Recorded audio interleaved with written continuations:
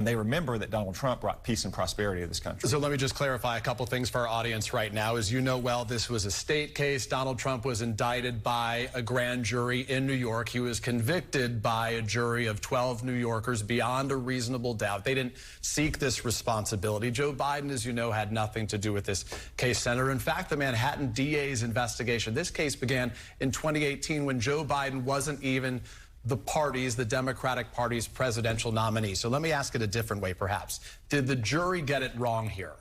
Peter, I do believe the jury got it wrong. Again, the jury can only decide based on what the judge puts in front of them. Just look at what happened in this case repeatedly. Again, you had a judge who is literally a donor to Joe Biden's campaign in 2020 so he could stop Donald Trump. He should have never been presiding over this case. He introduced evidence that was highly inflammatory and prejudicial. He didn't allow President Trump to put on certain evidence and witnesses.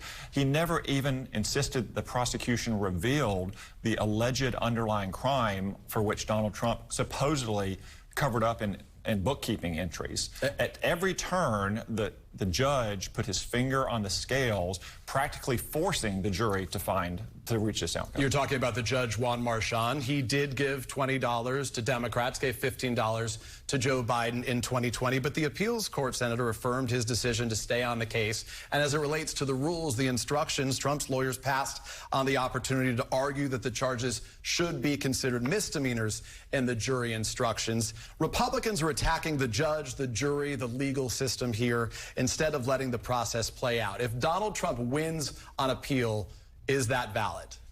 Well, I think there's no question Donald Trump should win on appeal. So if he loses on appeal, would that be valid?